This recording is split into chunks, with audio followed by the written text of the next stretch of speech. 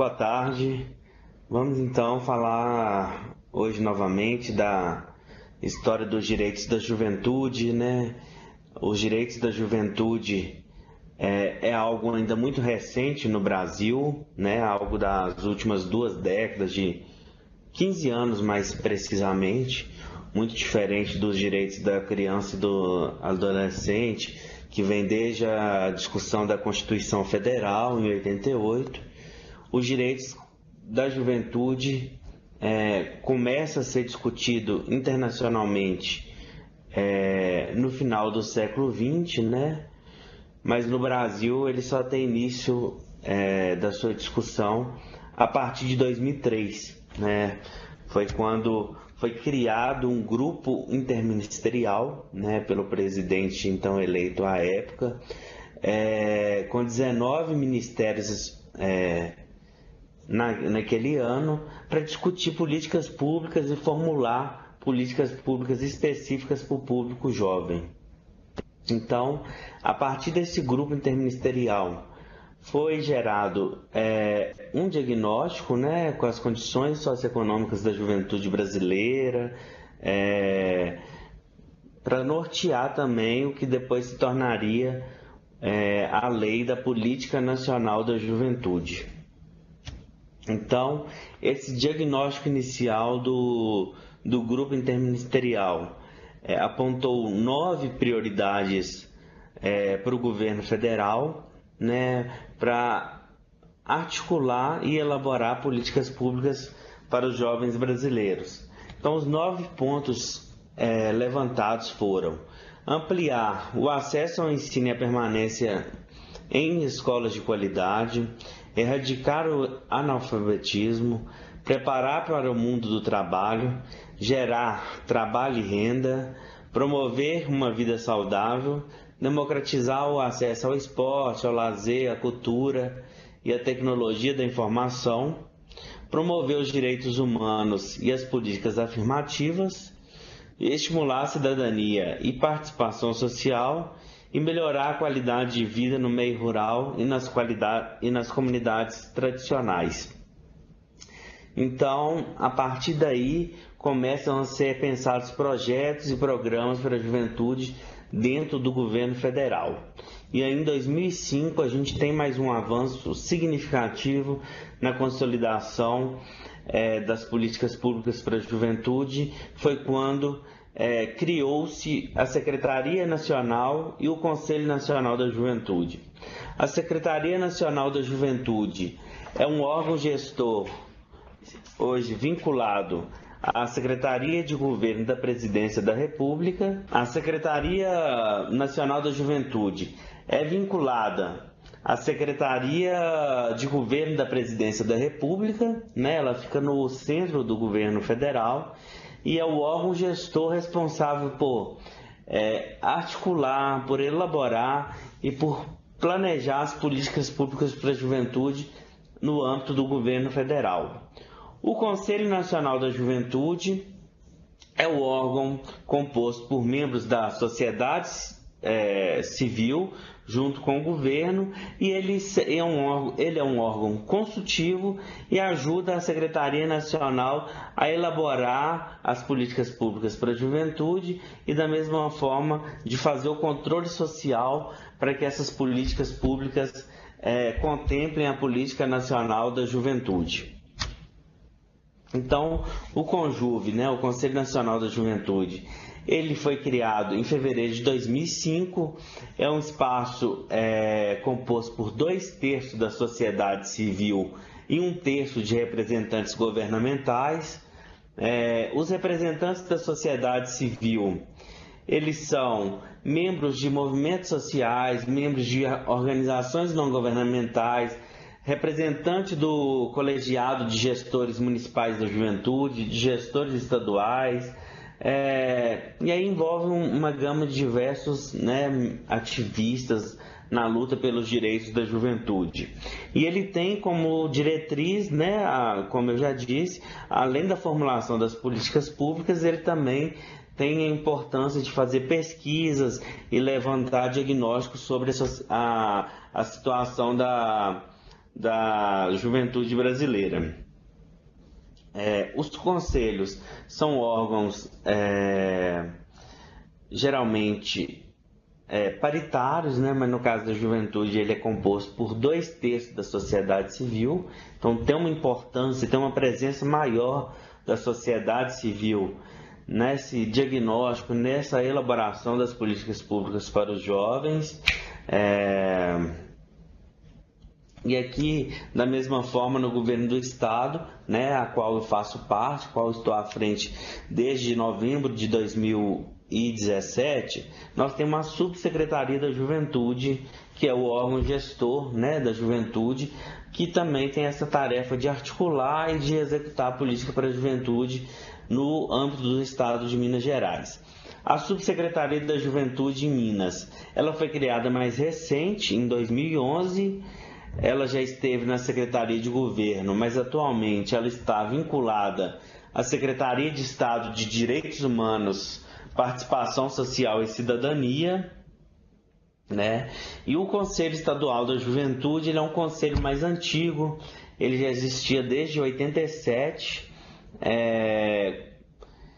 ele ficou um tempo inativo, depois ele passou por algumas alterações e ficou novamente inativo desde 2013. Então, em 2016, a gente aprovou um novo projeto de lei na Assembleia Legislativa de Minas Gerais, reformulando o Conselho Estadual da Juventude, um conselho com mais representatividade das juventudes, né? Diferente do conselho que a gente tinha anteriormente, que eram entidades representativas de entidades patronais, né, como é o caso do CREA, do CRM, eram entidades com cadeiras cativas também, que não tinha alternância, alternava apenas o nome do conselheiro, mas aquela entidade tinha ali uma continuidade permanente. E nós, né, com a alteração da legislação do Conselho Estadual da Juventude, a gente promove uma maior abertura da participação de entidades que de fato representam os direitos da juventude no nosso estado, né? Entidades classificadas por segmento, a gente fez um edital de chamamento público. Essas entidades têm um mandato de 2 anos, que vai poder ser renovado por mais 2 anos, mas são entidades com comprovada atuação na defesa dos direitos da juventude, que a gente entende que representa de maneira mais fidedigna as diversidades das juventudes de Minas Gerais. E outra característica do Conselho também é que ele tem a obrigatoriedade de ter a participação de membros do interior, que não previa nos conselhos anteriores. Era um conselho majoritário de membros da região metropolitana de Belo Horizonte, que de fato não conhecem a realidade da juventude no nosso estado, né? Um estado tão grande como é Minas Gerais. Então, os segmentos que a gente adotou por esse primeiro edital de chamamento para a eleição do Conselho da Juventude. O Conselho em Minas ele tem 36 cadeiras, né? Também é um conselho com 2/3 de membros da sociedade civil e 1/3 do poder público. Então, no caso da sociedade civil, nesses primeiros 2 anos de mandato, vão ser ocupados por representantes de entidades dos segmentos de feministas, de negros e negras, das comunidades tradicionais, que aí entre os quilombolas, os indígenas, os ribeirinhos, de movimentos estudantis, LGBTs, pessoas com deficiências, movimentos religiosos, trabalhadores urbanos, rurais, esportistas, político-partidário e movimentos artísticos culturais. O Conselho foi empossado agora recentemente, no dia 10 de agosto, né, pelo governador Fernando Pimentel, e a gente já começou a fazer as reuniões para ser mais um órgão, né, para ajudar a articular e garantir a execução das políticas públicas para a juventude no estado de Minas Gerais. Então, em 2007, voltando à linha do tempo que a gente vem fazendo desde o início. Foi convocada a primeira Conferência Nacional da Juventude. A conferência é um outro momento de participação da sociedade civil, onde a sociedade civil, junto com o poder público, elenca as prioridades que o poder público vai ter que executar no próximo período. Geralmente as conferências ocorrem a cada 4 anos, no caso da juventude. Ficou definido no Estatuto que o limite máximo é ser realizado a cada 4 anos.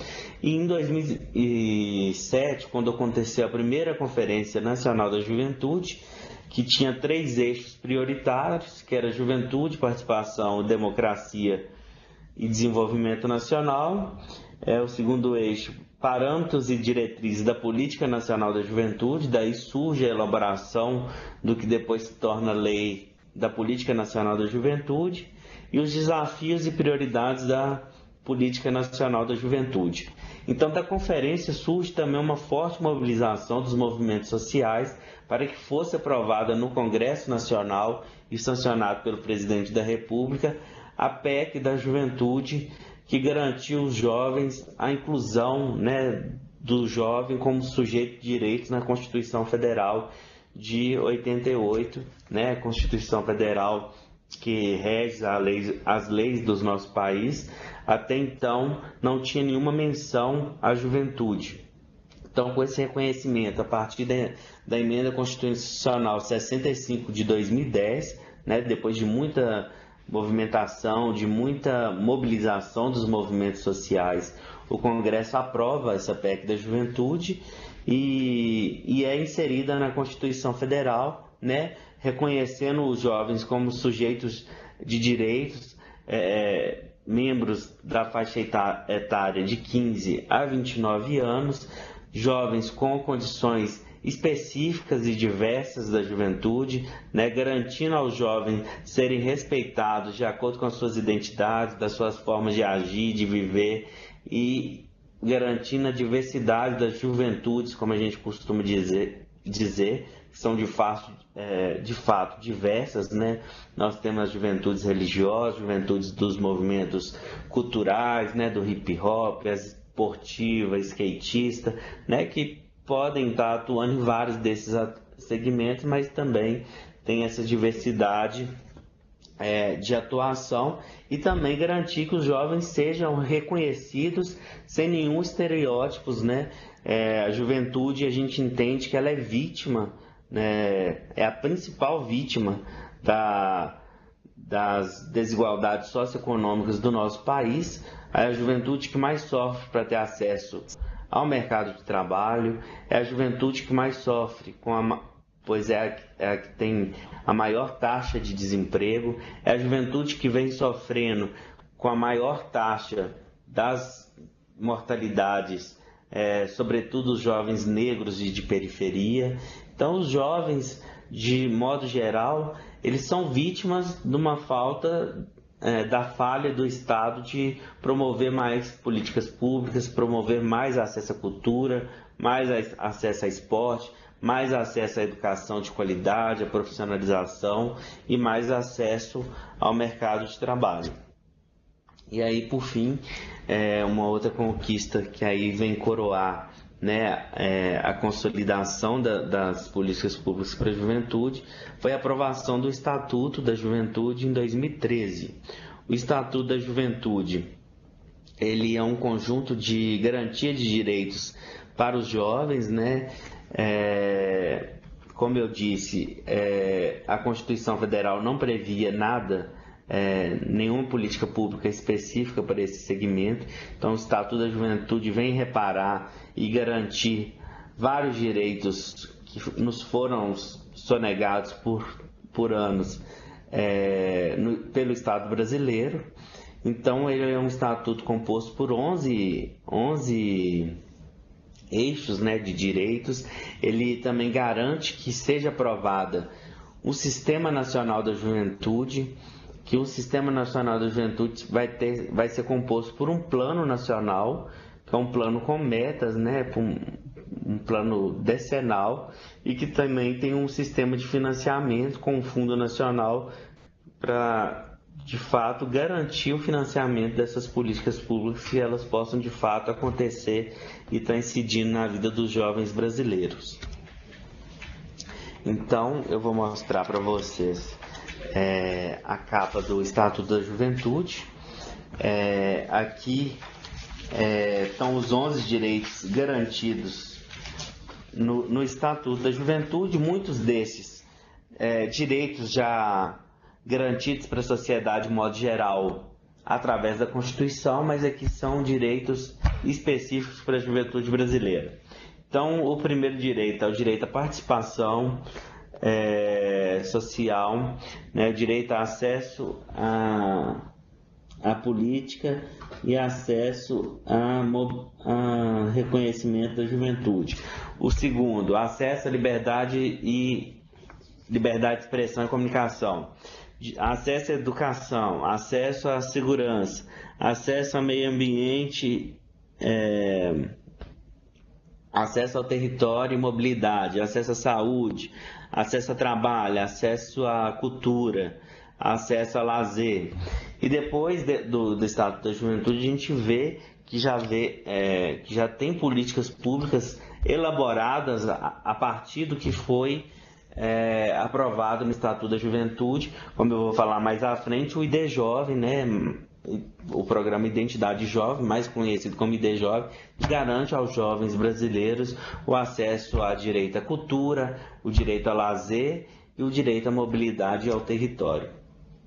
Então, vou mostrar para vocês também mais um slide do Sistema Nacional da Juventude. O que é a constituição desse Sistema Nacional da Juventude?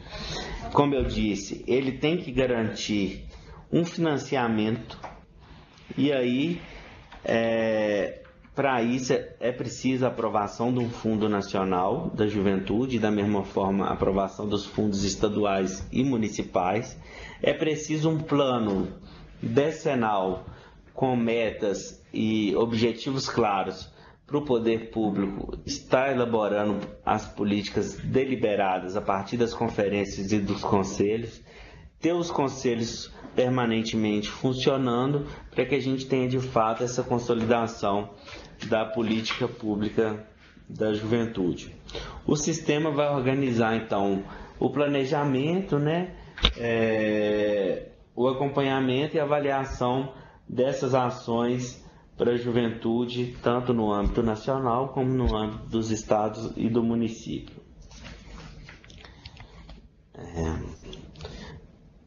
Então, como reforçando o que eu disse sobre o Fundo Nacional e o Sistema Nacional da Juventude, o Sistema Nacional, ele, apesar de ser previsto no Estatuto sancionado em 2013, ele só foi regulamentado esse ano, em março de 2018, através de um decreto assinado pelo presidente da República.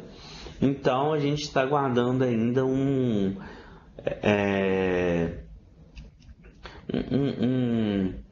start mesmo da Secretaria Nacional da Juventude para que os órgãos estaduais e municipais possam de fato aderir a esse Sistema Nacional da Juventude, para a gente estar tendo essa consolidação da base da política pública para a juventude no nosso país. O decreto determina as formas de adesão dos entes federados, mas ainda não foi divulgado e nem deliberado pela Secretaria Nacional para que os entes da federação possam fazer essa adesão. E o Fundo Nacional ainda não tem nenhum projeto de lei previsto, mas a Secretaria Nacional vem dizendo que eles têm intenção de até o fim do ano apresentar um projeto de lei para o Congresso Nacional, aprovar o Plano Nacional da Juventude, e aí para que a gente possa também iniciar as discussões nos âmbitos do Estado e do município. Então, vou falar agora um pouco de políticas públicas que vêm sendo elaboradas e desenvolvidas no Brasil nos últimos 15 anos, né? Muitas delas nem sempre é desenvolvida pelo órgão gestor, que é a Secretaria Nacional, pelas próprias características da juventude, que demandam políticas públicas de maneiras transversais, né, que dialogam com as diversas temáticas, com as diversas áreas, com a área da educação, com a área da saúde, com a área do desenvolvimento social, né, da geração de trabalho e de renda. Então nós tivemos o primeiro programa, assim, e eu acho que é um dos mais importantes, que era o ProJovem, que permitia os jovens, né, o acesso, jovens que não tinham concluído o ensino fundamental, que eles voltassem ao estudo, né, com uma bolsa mensal de R$ 100 e que eles também tivessem o acesso ao mercado de trabalho. Tivemos depois também o Pronaf Jovem, que é um programa de financiamento da agricultura familiar. É um programa importantíssimo também para a juventude que mora no campo, que vive na zona rural, porque a agricultura é importantíssima para estar levando, né, os alimentos para as nossas mesas, para nós que moramos nas cidades, e a gente precisa de manter que o campo continue em funcionamento, né, sobretudo a agricultura familiar, promovendo a sucessão rural desses jovens que hoje vivem no campo, que acontece dos jovens irem para as grandes cidades estudarem, né, e depois, por mais que tenham o desejo de retornarem às suas casas nas zonas rurais para manter a agricultura, muitos têm dificuldade de estar mantendo esse retorno. Então, o Pronaf é importantíssimo para garantir o financiamento da agricultura familiar e garantir a permanência dos jovens no campo, né, gerando alimentos, gerando alimentos para levar para ser distribuído nas cidades. Depois nós tivemos o ProUni, é um programa também mais conhecido, que é o programa Universidade para Todos. O ProUni veio para ampliar e democratizar o acesso da juventude brasileira nas universidades particulares, né? O ProUni garante aos jovens brasileiros bolsas de 100% e 50% de desconto em faculdades particulares, e até 2002, né, a gente tinha 3,5 milhões de jovens, em média, estudando em universidades brasileiras. Com o ProUni a gente tem o dobro das juventudes brasileiras se inserindo no acesso a um curso superior. Tem também o programa Segundo Tempo, que é uma iniciativa do Ministério do Esporte, de modo a democratizar o acesso à prática esportiva, sobretudo para aqueles jovens que têm um dom para alguma prática de esporte, né, ao futebol, ao vôlei, ao basquete.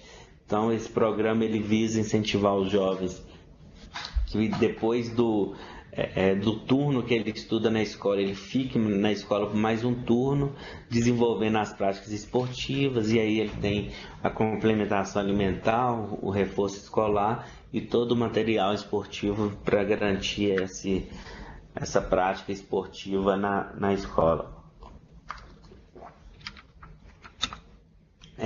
O Plano Juventude Viva também.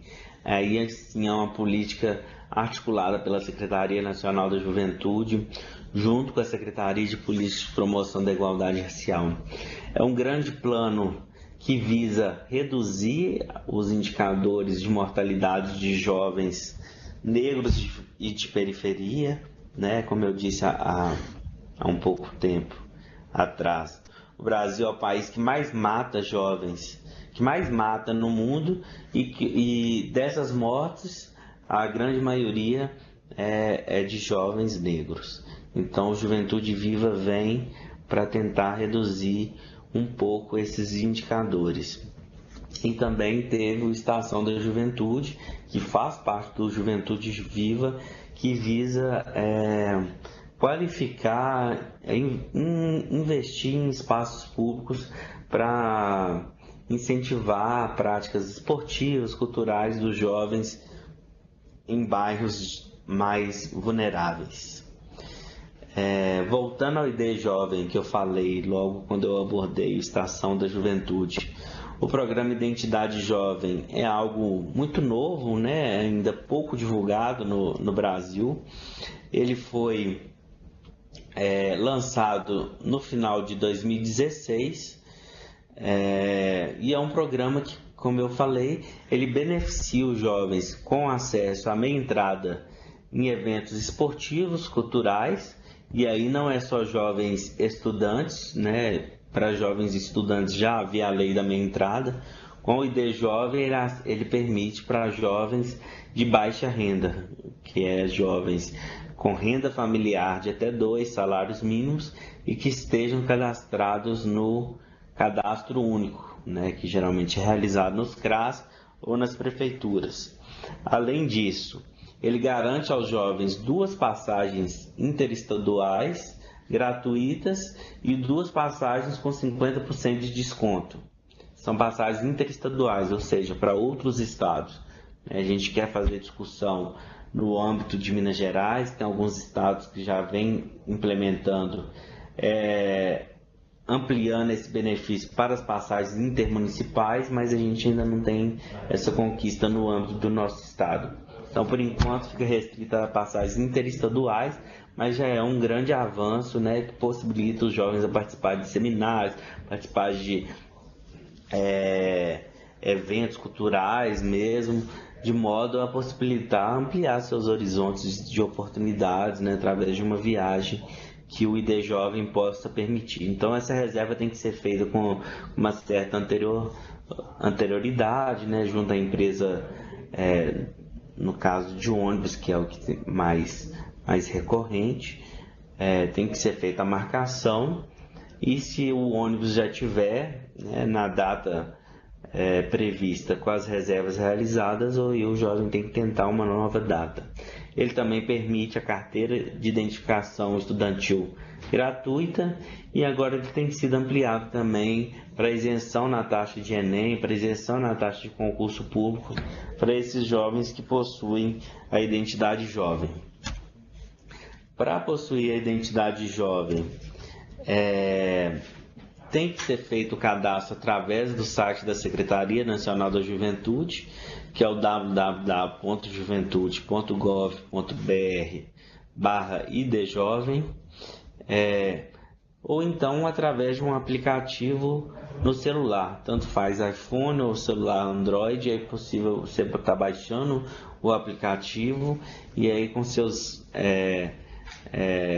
dados você pode estar fazendo a inscrição no ID Jovem. E aí, se for feito através do celular, basta estar salvando a tela onde vai ser gerado um QR Code, ou se for feito pelo computador, é importante que se tenha a impressão dessa identidade jovem para, no caso de acesso, né, de uso do benefício, que a empresa possa comprovar que esse benefício esteja de fato válido. Atualmente ele vence a cada 6 meses, então de 6 em 6 meses o jovem tem que estar renovando. O cadastro único nos CRAS tem que estar atualizado, né? Geralmente eles pedem para atualizar a cada 2 anos. E aí, caso tiver mais alguma dúvida, no site da Secretaria Nacional vocês conseguem mais informações da identidade jovem, mas podem estar nos acionando aqui na Subsecretaria de Juventude do Governo de Minas também. E agora eu quero falar um pouco das políticas públicas para a juventude que a gente tem em Minas Gerais, né? Da mesma forma, apesar da gente ter um órgão gestor, como não tem esse orçamento garantido, esse fundo de financiamento, as políticas públicas acontecem da mesma forma nas diversas áreas, nas diversas secretarias. Então a gente tem um programa muito importante que é o Fica Vivo. É um programa desenvolvido pela Secretaria de Segurança Pública, da mesma forma, né, em áreas vulneráveis, visando jovens que estejam dependentes do tráfico, do uso de droga. E a partir do Fica Vivo ele é inserido em cursos profissionalizantes, né, em atividades, né, oficinas, de modo a oferecê-los outras oportunidades. O Fica Vivo é desenvolvido para jovens de 12, no caso, inclui até um pouco os adolescentes ainda, de 12 a 29 anos e, como eu disse, nos bairros de maiores risco social, que é onde tem os índices mais elevados de homicídio. E com o Fica Vivo foi observado, né, com sua implementação, uma redução média nos homicídios dos jovens de até 50% desses bairros onde ele é desenvolvido. A gente tem também o Centro de Referência da Juventude, que foi uma conquista aprovada na Conferência Municipal de Juventude de Belo Horizonte em 2008. Então foi realizado a construção do CRJ, né, mais popularmente conhecido, pelo governo de Minas Gerais, em parceria com a Prefeitura de Belo Horizonte. Fica ali na Praça da Estação. É um prédio, né, demandado pela juventude de Belo Horizonte para estar ali ofertando vários serviços para os jovens de BH, mas também oferecendo várias oportunidades culturais, oportunidades de trabalho, de profissionalização. A obra dele foi concluída em 2014, mas ele começou a funcionar apenas em 2016.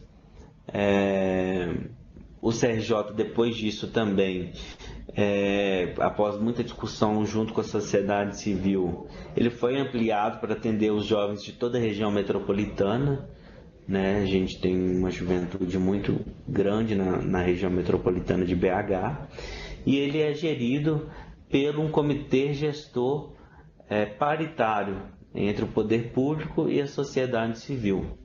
Então, todas as atividades, os projetos desenvolvidos dentro do CRJ, eles têm que passar obrigatoriamente por esse comitê gestor que faz essa gestão no dia a dia do CRJ. Nós temos em Minas também os jogos escolares também, que eu acredito que é o que mais envolve as juventudes mineiras, né? Principalmente porque os jovens, na sua maior parte, estão inseridos no ambiente escolar. Então, os GENGs são torneios que acontecem entre escolas, depois entre municípios, até chegar na etapa regional, etapa estadual. Então, ele promove a prática esportiva entre os jovens.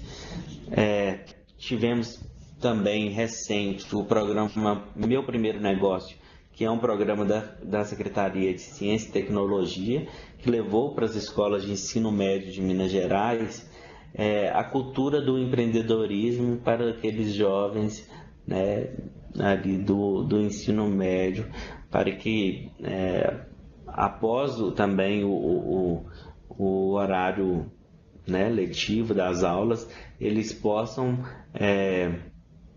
ter essa continuidade, né, os jovens que queiram, para conhecer sobre as técnicas para abrir seu próprio negócio, né? E aí a gente às vezes fala de empreendedorismo, pensa logo coisas grandes, mas um empreendedorismo pode ser um salão de beleza, pode ser uma venda de cachorro quente, né, na própria casa da pessoa, e é uma forma hoje muito importante para a geração de renda, sobretudo nas comunidades, tendo em vista o aumento do desemprego que tem atingido fortemente os jovens no nosso país.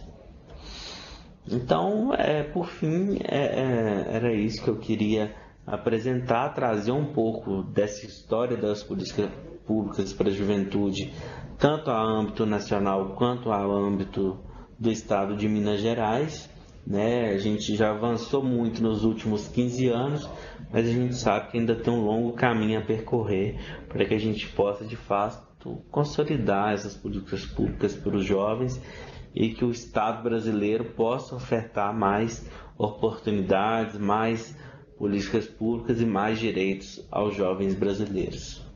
Obrigado, gente.